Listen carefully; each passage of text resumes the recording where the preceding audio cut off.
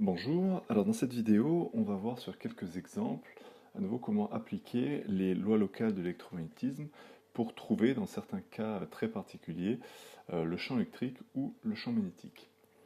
Alors on va commencer par l'exemple d'un cylindre qu'on va considérer comme infini, chargé de manière non uniforme, avec donc une densité volumique D.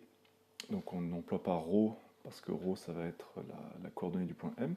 Donc D est égal à D0, donc une densité donnée, constante, fois la distance du point M à l'axe OZ, qui est donc l'axe central du cylindre, sur le rayon du cylindre. Alors déjà, on va essayer de traduire sur les schémas comment sont réparties les charges. Donc ici, on voit que lorsque ρ est égal à 0, la densité de charge est nulle. Donc c'est-à-dire qu'il n'y a aucune charge au centre. Partout sur l'axe, il n'y a pas de charge. Et au fur et à mesure que le point s'éloigne de l'axe, eh bien, il y a de plus en plus de charges. Donc en supposant que D0 est positif, juste pour se fixer les idées, eh bien, on a donc des charges qui sont maximales lorsque ρ est égal à grand R, etc., etc. Donc là, on en a beaucoup. Hop. Et plus on se rapproche du centre, moins il y en a. Hop, et là, très peu. Voilà. Donc ici, c'est chargé de manière non uniforme, mais malgré tout, on sent bien qu'il va y avoir des plans de symétrie de cette source. Alors, justement, quand on applique donc la méthode qu'on a vue ensemble, la première étape, c'est on place le schéma et on traduit tout ce qu'il y a dans l'énoncé, avec évidemment un repère adapté. Donc ici, on a placé un point M quelconque. Alors quelconque plus ou moins, parce que vu que le cylindre il est infini, eh bien on peut considérer que le point M est toujours au centre du cylindre en termes de longueur, quel que soit le point M. Ça, si le cylindre n'avait pas été infini, ça n'aurait pas été le cas, donc on aurait dû prendre un point M quelconque avec un Z quelconque. Ici, on peut se permettre de prendre un point M à la même altitude que O. Ça ne change rien, ça n'enlève rien à la généralité de cette résolution. Alors donc, regardons les symétries et les invariances. Alors donc, on va chercher d'abord des plans de symétrie qui passent par le point M.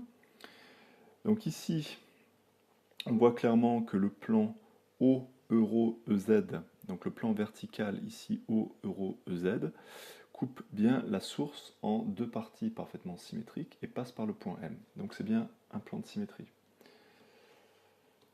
Donc on a O, euro, EZ.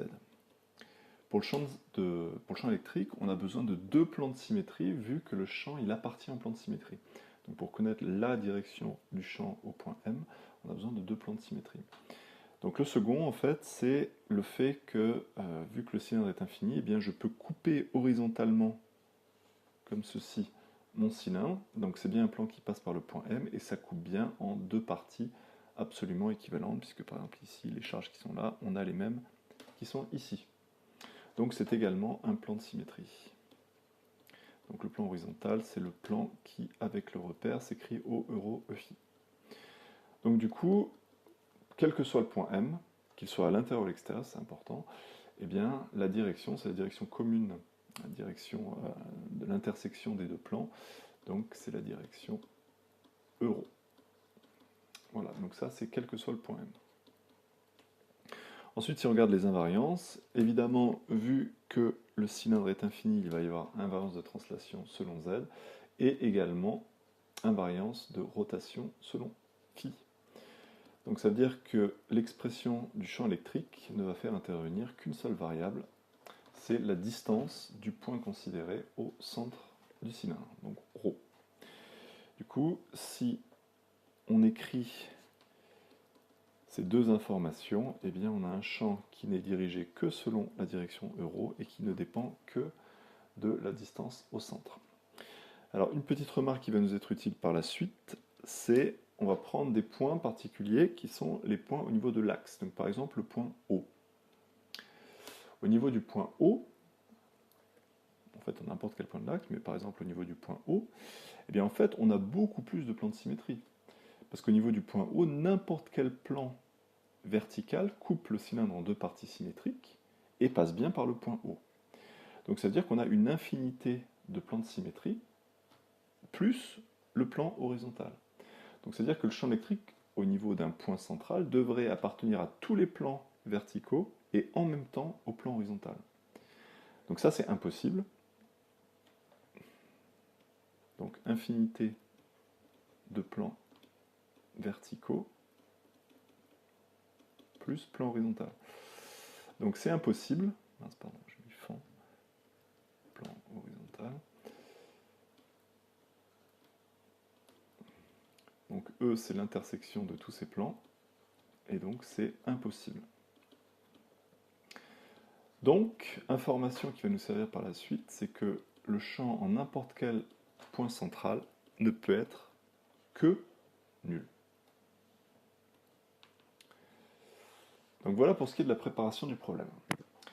Ensuite, donc, on va revenir en un point M quelconque, et donc on va utiliser les caractéristiques du champ électrique en termes de direction et de variation pour simplifier l'expression de la divergence qui intervient dans le théorème de Gauss. Donc là, on a réécrit la divergence en coordonnées cylindriques. Donc, déjà, on a un champ qui n'est dirigé que selon l'euro, donc qui ne contient qu'une composante euro. Donc ça veut dire que la composante EZ et la composante EφI sont forcément nulles. Il n'y a rien dans ces directions-là. Donc ces deux termes sont nuls. Donc finalement, la divergence se résume en ce terme-là. Alors attention, dans la méthode, il ne faut pas essayer de développer ici la parenthèse. On pourrait écrire que c'est égal à 1 sur ρ fois euro plus ρ fois des euros sur des ρ. Ça c'est vrai. Sauf qu'en l'écrivant comme ça nous donnerait une équation différentielle qui serait très compliquée à résoudre. Donc on va garder cette écriture-là pour la suite.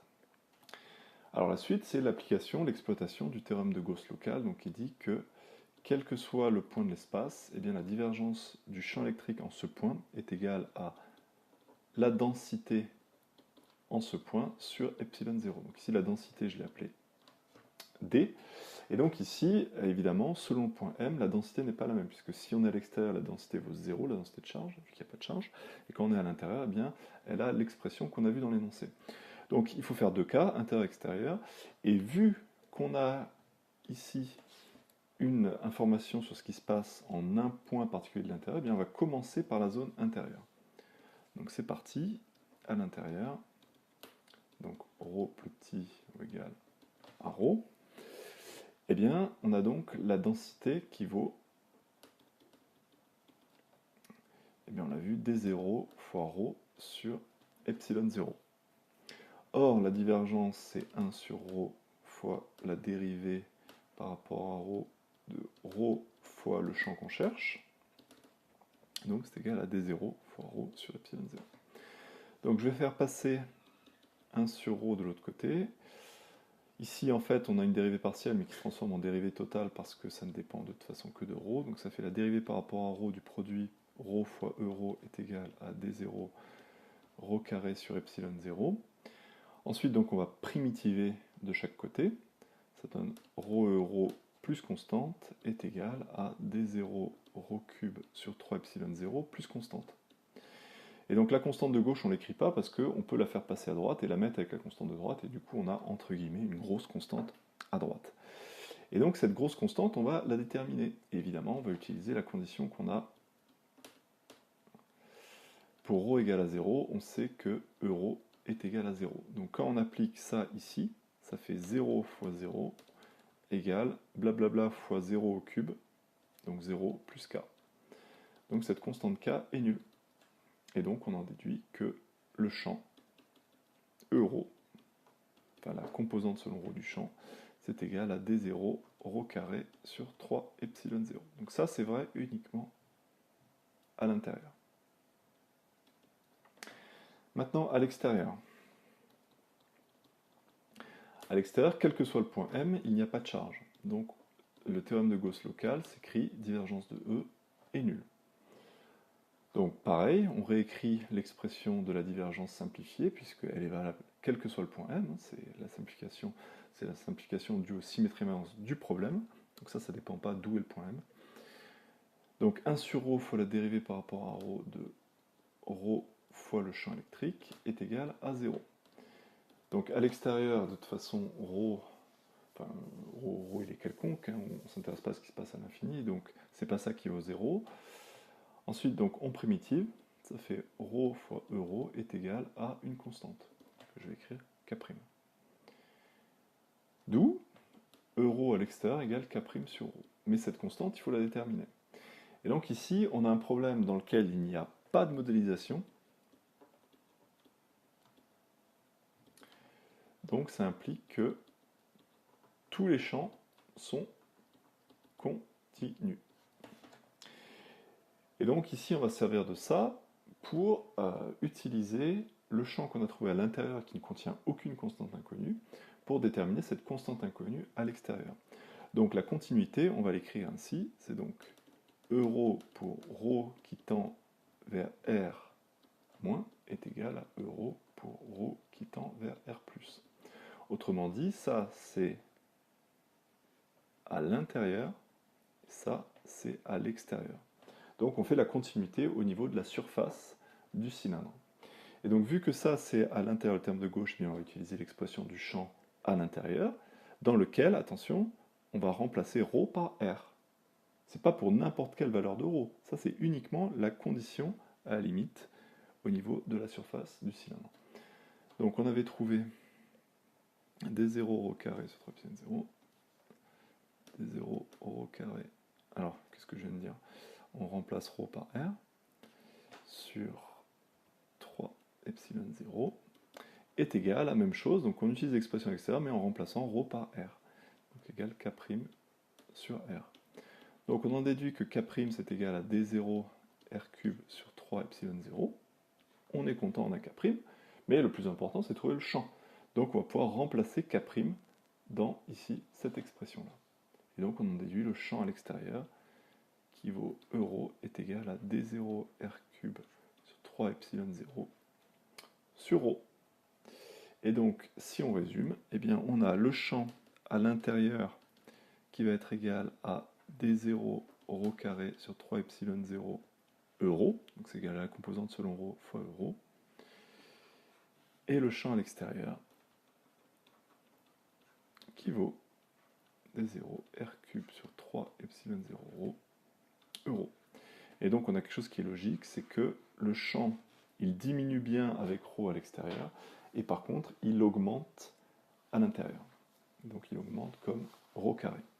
Donc on pourrait faire un petit graphique de ça. Donc on a euro, ça commence à 0, ça commence comme ça en parabole jusqu'à R, et ensuite ça diminue en 1 sur R.